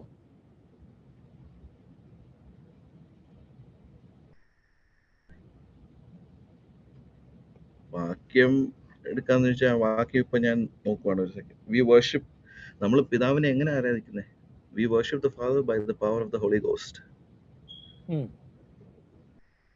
അപ്പോ ഈ പരിശുദ്ധാത്മാവിനെ, ഈ ശിംശോൻ പരിശുദ്ധാത്മാവിന്റെ ശക്തിയാൽ ഫെലിസ്തീനെ കൊന്നു എന്നുണ്ടല്ലോ, ബൈബിളിലുണ്ടല്ലോ. അപ്പൊ ശിംശോൻ പരിശുദ്ധാത്മാവിന്റെ ശക്തിയാൽ ഫെലിസ്തീനെ കൊന്നു എന്ന് പറയുമ്പോൾ ശിംശോൻ പരിശുദ്ധാത്മാവിനെ കൊന്നു അർത്ഥമുണ്ടോ? ശിംശോൻ പരിശുദ്ധാത്മാവിന്റെ ശക്തിയാൽ ഫെലിസ്തീനെ കൊന്നെന്നാണ് അവിടെ പറയുന്നത്. നമ്മൾ പരിശുദ്ധാത്മാവിനെ കൊന്നു അർത്ഥം വരുമെന്ന്? ഇല്ല. അപ്പൊ പരിശുദ്ധാത്മാവിന്റെ ശക്തിയാൽ പിതാവിനെ ആരാധിക്കണമെന്ന് പറഞ്ഞു കഴിഞ്ഞാൽ പരിശുദ്ധാത്മാവിനെ ആരാധിക്കണമെന്ന് അർത്ഥം വരത്തില്ലല്ലോ. പരിശുദ്ധാത്മാവിനെ through the power of the Holy Ghost, Holy ഗോസ്റ്റിന്റെ പവറിൽ ദൈവത്തെ ആരാധിക്കാം. ദൈവത്തെ ആരാധിക്കാം. അത് മാത്രമല്ല, നമുക്ക് ഈ പരിശുദ്ധാത്മാവ് എന്ന് വെച്ച് കഴിഞ്ഞാൽ നമുക്ക് ആ ട്രിനിറ്റി മനസ്സിലാവുന്ന പരിശുദ്ധാത്മാവിലാണ്. നമുക്ക് ആ ട്രിനിറ്റി നമുക്ക് യഥാർത്ഥത്തിൽ മനസ്സിലാവുന്നത്. അതൊക്കെ കാരണം കാരണം ഈ പരിശുദ്ധാത്മാവ് നമ്മുടെ അകത്ത് വരുമ്പോൾ നമുക്ക് സകല സത്യത്തിലും നമ്മളെ വഴി നടത്തും. അതൊക്കെ ആയിക്കോട്ടെ. നമുക്ക് എന്തുവാണ് സത്യം, പക്ഷെ പാസ്റ്റർ ലിജോയെ അങ്ങനെ എന്തിനെ നടത്തുന്നതായി കാണപ്പെടുന്നില്ല. ഞാൻ ചോദിക്കുന്നു, ഈ സകല സത്യത്തിലും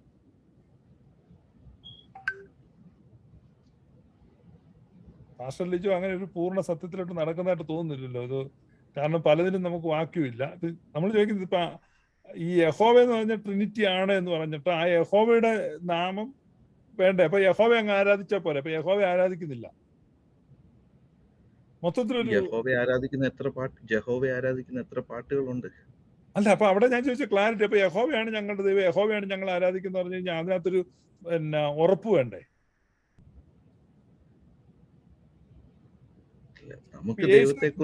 ഞാൻ ചോദിച്ചത് ഒരു ചോദ്യം ഞാൻ ചോദിച്ചു, യേശുവിന്റെ നാമത്തിനാണോ യഹോവയുടെ നാമമാണോ which one is more holy, അല്ലെങ്കിൽ യേശു നാമം ലെസ് ഹോളി ആണോ? അങ്ങനൊന്നുമില്ല, ഇതിനെല്ലാം ഈക്വൽ ഇതാണ്. അപ്പൊ യേശുവിന്റെ നാമം ഉപയോഗിക്കുമ്പോ യഹോവയുടെ നാമം ഉപയോഗിക്കാൻ പാടില്ല എന്ന് പറഞ്ഞതിന്റെ കാര്യമില്ല. പുത്രന്റെ നാമത്തിൽ പ്രാർത്ഥിക്കണമെന്നാണ് പറഞ്ഞിരിക്കുന്നത്. അപ്പൊ പുത്രന്റെ നാമം യേശു എന്നും പിതാവിന്റെ നാമം യഹോവ എന്നും ആണോ? ഇതിപ്പോ നമ്മള് ഈ വാക്കിൽ ഇങ്ങനെ പിടിക്കാൻ നോക്കുവാണ്. അല്ലല്ല, ഞാൻ വാക്കി പിടിക്കുന്നില്ല. ഞാൻ ചോദിക്കുന്നത് പുത്രന്റെ നാമമാണോ യഹോവ എന്ന്, അതോ അല്ല പിതാവിന്റെ നാമം യഹോവ എന്നും പുത്രന്റെ നാമം യേശു എന്നും ആണോ? ഈ യാഹ്വേ എന്നുള്ള പേര് നമ്മള് അത് ഇപ്പൊ ഞാൻ പറഞ്ഞ യാഹ്വേ തന്നെയാണ് പിതാവും പുത്രനും പരിശുദ്ധ ഇവരുടെ എല്ലാം നാമം തന്നെ യാഹ്വേ തന്നെ. യാഹ്വേ ആണ് യേശു. ആ മോശയോട് മുൽപ്പടപ്പിൽ വെളിപ്പെട്ട ദൂതൻ യാഹ്വേ ആണ് യേശു. അപ്പൊ യാഹ്വേ എന്ന നാമം പഴയ നിയമത്തിൽ ഉണ്ടല്ലോ, ആ നാമം യേശു എന്ന് മാറ്റിയതാണോ? യഹോശുവ. ഇവിടെ കണ്ടോ, ദൈവം പിന്നെ ഈ മോശയോട് അരുളി ചെയ്തെന്നാൽ, നീ ഇസ്രായേൽ മക്കളോട് ഇപ്രകാരം പറയണം, അബ്രഹാമിന്റെ ദൈവവും ഇസ്ഹാക്കിന്റെ ദൈവവും യാക്കോബിന്റെ ദൈവവുമായി നിങ്ങളുടെ പിതാക്കന്മാരുടെ ദൈവമായ യഹോവ എന്നെ നിങ്ങളുടെ അടുക്കൽ അയച്ചിരിക്കുന്നു. ഇത് എന്നേക്കും എന്റെ നാമവും തലമുറ തലമുറയായി ജ്ഞാപകവുമായിരിക്കണം. This name is forever. അപ്പൊ യഹോവ എന്ന നാമം എന്നേക്കുമുള്ള നാമമാണ്. അപ്പൊ ആ നാമത്തെ അതിന്റെ തൊട്ട് മേളിലോട്ട് പോയി കഴിഞ്ഞാൽ the angel of the Lord appeared to Moses എന്നാ പറയുന്നത്. എന്ന് വെച്ചാൽ അവിടെ പാസ്റ്റർ ലിജോ പറയുന്നത് ഇവിടെ ദ ലോർഡ് എന്ന് പറയുന്നു Yahweh, the angel of Yahweh appeared. അതെന്ന് വെച്ച് കഴിഞ്ഞാൽ അവിടെ യേശു ക്രിസ്തു ആണ്. ആയിക്കോട്ടെ, യേശു ക്രിസ്തു ആയിക്കോട്ടെ. ഇപ്പൊ ഞാൻ പറഞ്ഞു യഹോവ എന്നതാണ് എന്റെ പേരെന്നും അത് എന്നേക്കുമുള്ള എന്റെ പേരാന്നും പറഞ്ഞിരിക്കുമ്പം ആ പേര് പറയാതെ നിങ്ങൾ യേശു എന്ന് പറഞ്ഞ എങ്ങനെ ഒക്കുന്നേ? നമ്മള് യോഹന്നാൻ 17:11 ഞാൻ ചോദിച്ചു ഈ പേര് എന്നേക്കുമുള്ള പേരാന്ന്. അതിനുള്ള ആൻസറാണ് ഞാൻ പറയുന്നത്. അതിനുള്ള ആൻസറാണ് ആ വാക്യം.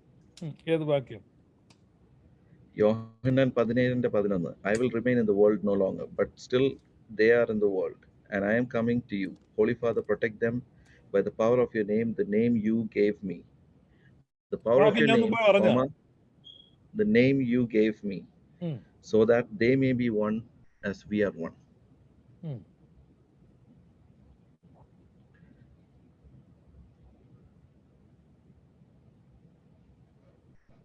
അല്ലല്ല, ഞാൻ ആ വാക്യം മുമ്പേ പറഞ്ഞ, ഞാനിപ്പോ ചോദിച്ചതിന് ഉത്തരവായില്ല. ഞാൻ ചോദിച്ചത് യഹോവ എന്ന നാമം എവിടെ പോയി?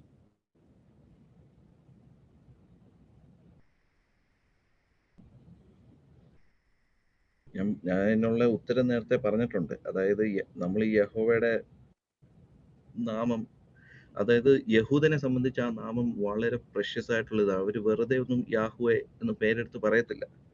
അതൊക്കെ ഞാൻ സമ്മതിച്ചു. അപ്പൊ യാഹ്വേ എന്ന നാമം എടുക്കുക. യാഹ്വേ എന്ന നാമം ഉണ്ടല്ലോ ഈ പെന്തക്കോസ്തുകാർ ഉപയോഗിക്കുന്ന ബൈബിളിൽ തുടർച്ചയായിട്ട്. യാഹ്വേ എന്റെ സേവിയർ ആണെന്ന് പറയുന്നതിന് എനിക്ക് യാതൊരു മടിയില്ല. അല്ല, പറയുന്നതിന് എനിക്ക് വിരോധമില്ല. ഞാൻ ചോദിക്കുന്നത് യഹോവ എന്ന നാമമാണോ യേശു എന്ന നാമമാണോ മോർ ഹോളി ആയിട്ടുള്ളത്? അല്ല, യഹോവ എന്ന നാമം യേശു എന്ന നാമം ലെസ് ഹോളി ആണോ? കാരണം യേശു നാമം നിങ്ങൾ തുടർച്ചയായിട്ട് ഉപയോഗിക്കുന്നുണ്ട്. യഹോവ എന്ന നാമം ഉപയോഗിക്കാൻ പറ്റത്തില്ല, ദാറ്റ് ഈസ് ഹോളി എന്ന് പറയുമ്പം the name Jesus is that less holy? എന്റെ ചോദ്യമാണ്. നോ, അങ്ങനല്ല. It is as holy as the name Yahweh. യഹോശുവ എന്നാണ് യേശുവിന്റെ പേരിന്റെ അർത്ഥം. ഉം.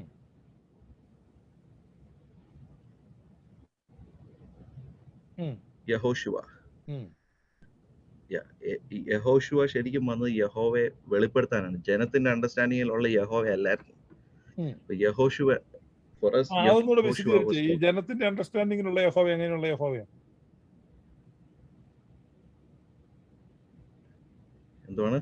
ജനത്തിന്റെ അണ്ടർസ്റ്റാൻഡിങ്ങിൽ ഉള്ള യഹോവയും, അതായത് അന്നത്തെ മതപരീശന്മാർക്ക് അവര് ദൈവത്തെ കുറിച്ച് സങ്കല്പിച്ച പോലെ അല്ലായിരുന്നു മതപരീശന്മാര്. അതായത് അവിടെ ദൈവത്തെ ആരാധിച്ചുകൊണ്ട് പോയ പാവപ്പെട്ട യഹൂദിന്റെ കാര്യമല്ല, പരീശന്മാർ ഇതേപോലെ വചനം കുറെ അറിയാവുന്നൊക്കെ പറഞ്ഞ് നടന്നിരുന്ന അവന്മാരുടെ രീതിയിലല്ലായിരുന്നു യഥാർത്ഥ ദൈവം. അതായത് ഇസ്രായേലിന്റെ കൺവെൻഷണൽ കോൺസെപ്റ്റുകളെ മുഴുവൻ തകിടം മറിച്ചുകൊണ്ടാണ് യേശു വന്നത്, ആണോ? The Lord Yahweh is my salvation. ആയിക്കോട്ടെ, ഞാൻ ചോദിക്കുന്നത്, യേശു വന്നിട്ട് യഹൂദന്റെ ധാരണകൾക്കെതിരായിട്ട് സംസാരിച്ചു, അങ്ങനല്ലേ പാസ്റ്റർ പറഞ്ഞു? യേശു വന്നിട്ട് അവിടെ യഹൂദന്റെ ധാരണകൾക്കല്ല, അവിടെ ഉള്ള മതം പഠിപ്പിച്ച്, അതായത് ഇത് വളച്ചൊടിച്ച് അവരുടെ സൗകര്യത്തിന് വേണ്ടി, അതായത് ടെമ്പിളിനകത്ത് കച്ചവടം നടത്തി അതേപോലത്തെമാരുടെ എതിരായിട്ടാണ് യേശു സംസാരിച്ചത്. അപ്പൊ യേശു ഏലിയാവ് ചെയ്തതിനെ അംഗീകരിച്ചോ? ഏലിയാവ് ചെയ്ത എന്തോ കാര്യം? ഏലിയാവ് പല ഏലിയാവ് കാര്യങ്ങളും തീ ഇറക്കി ആളുകളെ കൊന്നു, അതിനെ അംഗീകരിച്ചോ? ഏലിയാവ് എന്തുകൊണ്ട് തീ ഇറക്കി ആളുകളെ കൊന്നു? അത് പറ. ഏലിയാവ് 50 പേര് വെച്ച് ചെല്ലുന്ന ഓരോ സെറ്റിനെയും കൊന്നോണ്ടിരുന്നു. അവസാനം ചെന്ന് 50 പേർ അകലെ മുട്ടുകുത്തി കരഞ്ഞ് യാചിച്ചെന്ന് ജീവൻ രക്ഷിച്ചു. അപ്പം ഏലിയാവ് അവര് എന്തുകൊണ്ടാണ് അവരെ കൊന്നത്? വൈ? അത് ഏലിയാവിനെതിരാണെന്ന് ഏലിയാവിന് തോന്നിയതുകൊണ്ട്. സത്യത്തിൽ ഏലിയാവിനോട് സന്ധി സംഭാഷണം നടത്താൻ ചെന്ന ഈ 50 പേര് ഏലിയാവിനോട് സന്ധി ചെയ്യാൻ ചെന്നാണ്. പക്ഷെ അവരെ ദൂരെ കണ്ടപ്പോൾ ഏലിയാവ് തീ അയച്ചു, നമ്മുടെ മിന്നൽ മുരളിയൊക്കെ അയക്കുന്നുണ്ട്. അപ്പൊ അങ്ങനെ അടുത്ത് രണ്ടാമത്തെ കൂട്ടരെ അയച്ചു, ഇങ്ങനെ കൊന്നോണ്ടിരുന്നു. അപ്പൊ അവസാനം ഒരു ഗ്രൂപ്പ് യഹോവയ്ക്കെതിരെ നിൽക്കുന്ന കള്ളപ്രവാചകന്മാരെ കത്തിച്ചു കളയാം. അതല്ലല്ല, അത് വേറെ, അത് കർമ്മേലിന്റെ മോളി, ആ സംഭവം അല്ല ഇത്. അത് വാളുകൊണ്ട് വെട്ടിക്കൊന്നു. ഇത് തീ കത്തിച്ച് 50 പേരെ വെച്ച് ഏലിയാവ് കൊല്ലുന്നു.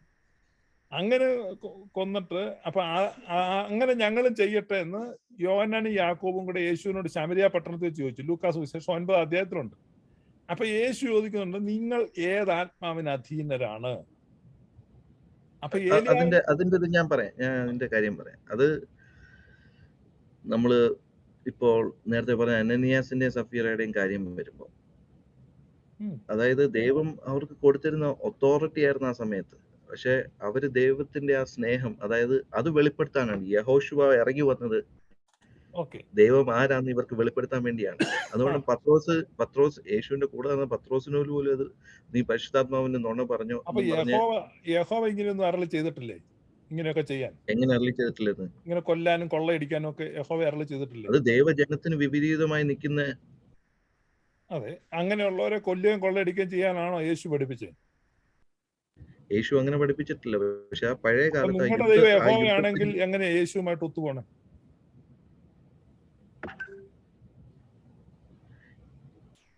അത് നമ്മൾ നോക്കിയാൽ യുദ്ധസമയത്ത്, ഇസ്രായേലിന്റെ ആ യുദ്ധസമയത്തുള്ള ഇതാണ് നമ്മൾ അവിടെ വായിച്ചത്.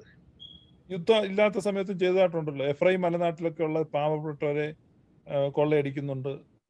അവര് അതുപോലെ കൊള്ളയടിച്ച് പിടിക്കുന്ന സ്ത്രീകളെ വീതം വെച്ചെടുക്കാനും ഒരു ഭാഗം യഹോവയ്ക്ക് വേണ്ടി കുറച്ച് പെണ്ണുങ്ങളെ, പുരുഷൻ തൊടാത്ത കന്യകമാരെ മാറ്റിവെക്കാനൊക്കെ സംഖ്യ 31 പറയുന്നുണ്ട്. യഹോവയ്ക്ക് എന്തിനാണ് ഈ പെണ്ണുങ്ങളെയൊക്കെ, ഈ പുരുഷൻ തൊടാത്ത പെണ്ണുങ്ങളെ കൊണ്ട് എന്താ യഹോവ ചെയ്യാൻ പോണേ? നിങ്ങളുടെ ദൈവമാണല്ലോ, അതുകൊണ്ട് ചോദിക്കുന്നു.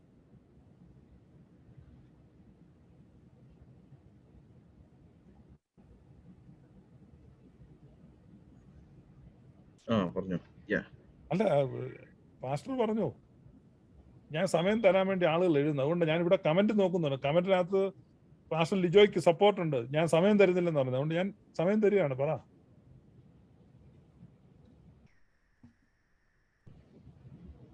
അപ്പോ ഇതിനകത്തെ ഇത്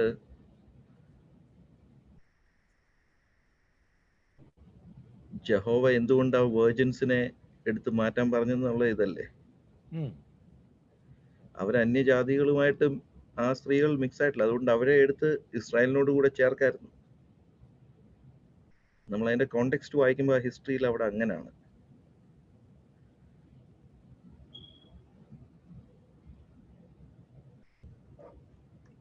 അതെ, അതെന്തിനാണ് അങ്ങനെ ചെയ്തത്? അപ്പൊ അങ്ങനെയുള്ള ഒരു ദൈവമല്ലേ അത്? പുരുഷനോടുകൂടെ ശയിക്കാത്ത പെൺകുഞ്ഞുങ്ങളെ ജീവനോടെ വെച്ചുകൊള്ളുവീൻ. അതെ, കാരണം മറ്റേ അന്യജാതികളുമായിട്ട് അവർ മിക്സ് ആയിട്ടില്ല.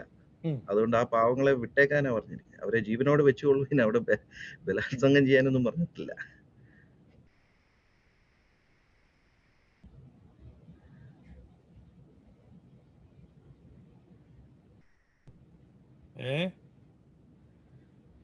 അവിടെ നമ്മൾ ഈ പറയുന്ന പോലെ ബലാത്സംഗം ചെയ്യാനല്ല, അതിനെ എടുത്തുകൊള്ളുവീൻ എന്ന് വെച്ച് കഴിഞ്ഞാൽ അവരെ.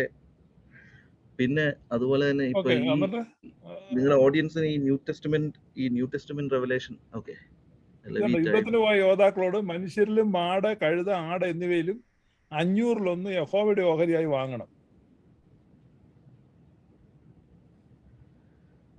ഇത് ഞാൻ ഒരു കാര്യം ചോദിച്ചു, യഹോവയ്ക്ക് ഇതിന്റെ ഒന്നും ആവശ്യമില്ല. ഇതെല്ലാം യഹോവയുടെയാണ്. He owns the cattle of a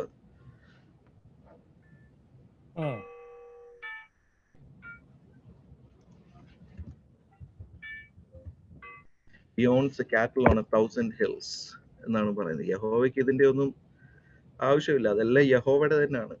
അത് പിന്നെ ശത്രുക്കൾ യഹോവയെ ആരാധിക്കാതെ അന്യദേവനെ ആരാധിക്കുന്നവന്മാരുടെ കയ്യിൽ ഇരുന്നിട്ട് അതുകൊണ്ട് എന്ത് ചെയ്യാനാ?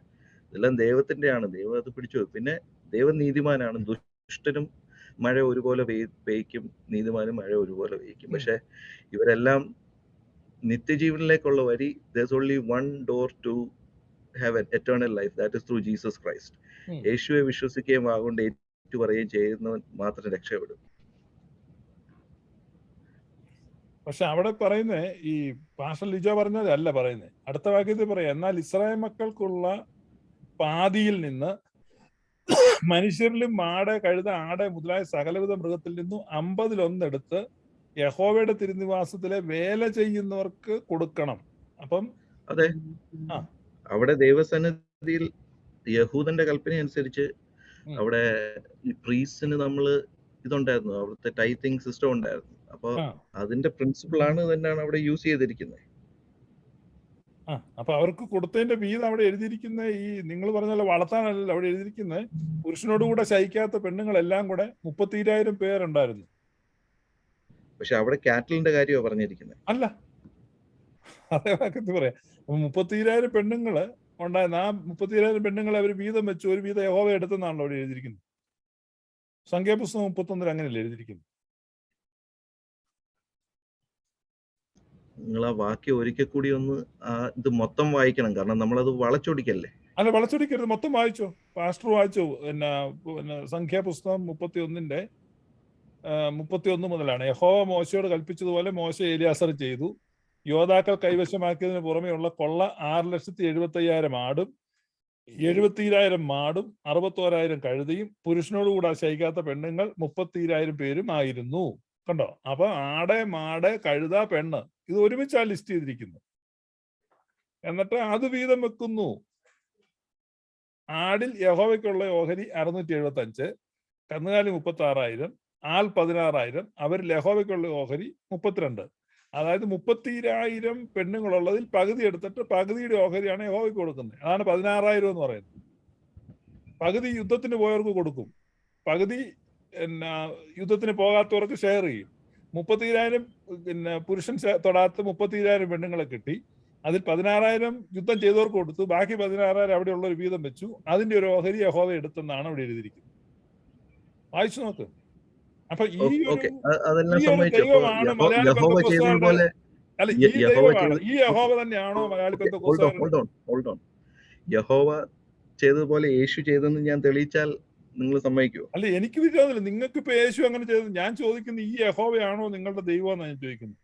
എനിക്കിപ്പോ നിങ്ങൾ യേശുവിനെ പറ്റി എന്ത് തെളിയിച്ചാലും അത് എന്നെ ബാധിക്കുന്നതല്ല. കാരണം യഹോവ തന്നെയാണ് യേശു. നമ്മൾ വെളിപ്പാട് പുസ്തകത്തിൽ യേശു ചെയ്യുന്ന ഒരു കാര്യം പറയുന്നുണ്ട്. Revelation 17 chapter Revelation chapter 17 verse 14 and 15. പറഞ്ഞോളൂ. They shall make war with the Lamb, and the Lamb shall overcome them. For the Lord is the Lord of hosts, King of kings, and they that they are with him will called, chosen, and faithful. Then they said to me, the waters thou sawest, where there sitteth the peoples, the multitude, and the tongues. അപ്പോൾ യേശുവും വന്ന് യുദ്ധം ജനത്തെ എല്ലാം പിടിച്ചെടുക്കുന്നത് അവിടെ റെവലേഷനിൽ പറയുന്നുണ്ട്. അപ്പൊ ഇതാണ് പക്ഷെ നിങ്ങളുടെ സങ്കല്പം. ദേവജനത്തിന് വിപരീതമായി നിൽക്കുന്നതിനെയാണ് ദൈവജനത്തിനും അല്ല. കാരണം അപ്പൊ യേശുവും ഇങ്ങനെ ആളുകളെ കൊല്ലും, ബലാത്സംഗം ചെയ്യും എന്നാണ് പാസ്റ്റർ ലിജോ പറയുന്നത്. അല്ല, ഞാൻ ഒരു കാര്യം ചെയ്യും, പാസ്റ്റർ അത് മലയാളത്തിലൊന്ന് വായിച്ച് സഹായിക്കാവോ? പിന്നെ എന്നാ, ഏത് വാക്യം വായിക്കണം? Revelation chapter 17, 14 and 15. എത്രയാ? Revelation chapter 17, 14 and 15. ഓക്കെ. അവർ കുഞ്ഞാടിനോട് പോരാടും. വായിക്കാൻ വേണ്ടി പിന്നെ വന്നിട്ടുണ്ട്.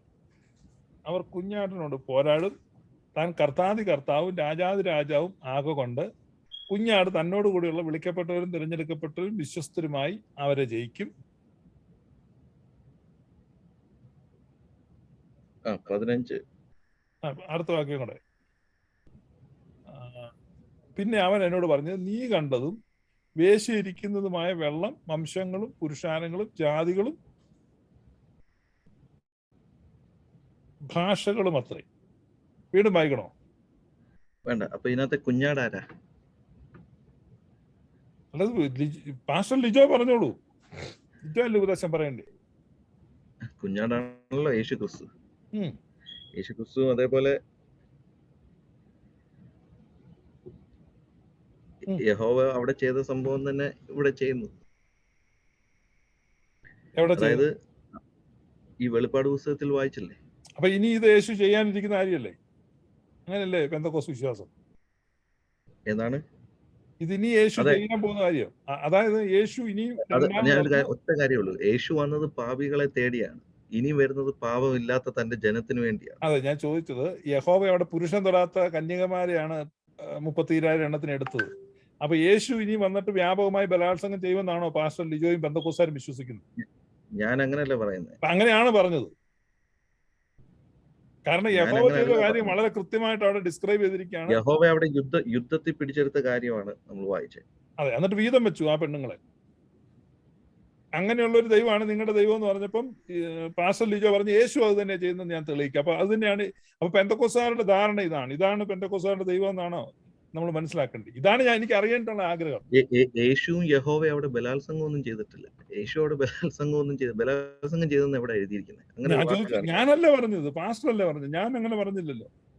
ഞാൻ പറഞ്ഞിട്ടില്ല, ഞാൻ ബലാത്സംഗം ഞാൻ പറഞ്ഞിട്ടില്ല. യഹോവ ചെയ്ത കാര്യം പറഞ്ഞല്ലോ. യഹോവ ബലാത്സംഗം ചെയ്തെന്ന് എവിടെ എഴുതിയിരിക്കുന്നത്?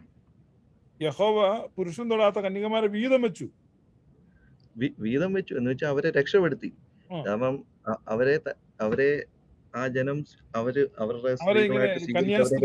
അവർക്ക് കൊടുത്തു. പറഞ്ഞോ. അത് പിന്നെ കാരണം അവര് വേർജിൻസ് ആയിരുന്നു. പിന്നെ മിക്സ് ആയ സമ്മിശ്ര ജാതി അവർക്ക് കൊടുത്തു, അവർക്ക് ശിക്ഷ കൊടുത്തു, അവരുടെ സകലത്തിനെയും പിടിച്ചെടുത്തു.